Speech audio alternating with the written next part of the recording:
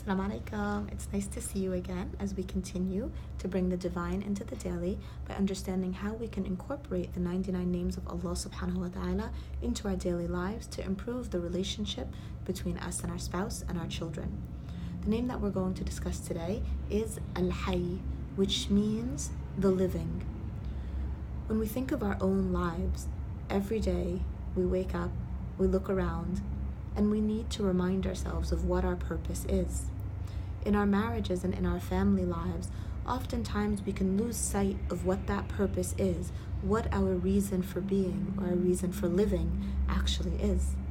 Of course, we know that Allah subhanahu wa ta'ala reminds us that He has created each and every one of us to worship Him, and that worship of Allah can exist in everything we do.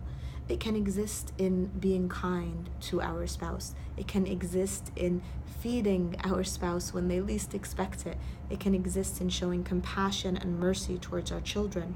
All of these actions that we do on a daily basis, or that sometimes we have to put aside our emotions or our annoyances in order to do, bring us closer and closer to Allah subhanahu wa ta'ala and to the purpose of why we are living.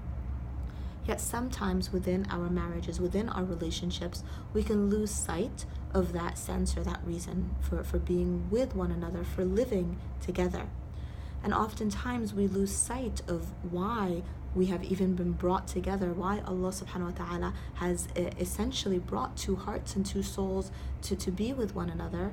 We lose sense of it because we get caught up in feeding our own desires, in turning our thoughts to our needs rather than to thinking about the needs of our spouse and to thinking about how we can fulfill our purpose, which is getting closer to Allah subhanahu wa ta'ala by being there for our spouse, by showing that compassion, by showing that care, by shifting the focus from our own needs and our own wants to what we can do in the moment to please Allah subhanahu wa ta'ala by pleasing our spouse.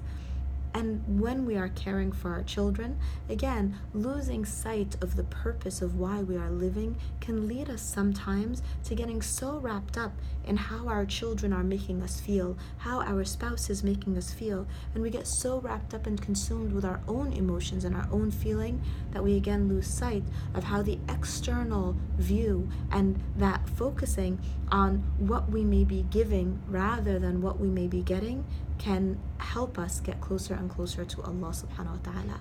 So I pray that Allah subhanahu wa ta'ala, Al-Hayy, allows us to never forget our purpose of living, allows us to consistently be reminded of the good that can exist within our homes and in our hearts if we consistently keep Allah first and foremost in our thoughts. Jazakumullahu khair, and I look forward to speaking to you again as we continue to bring the divine into the daily. Assalamu alaikum.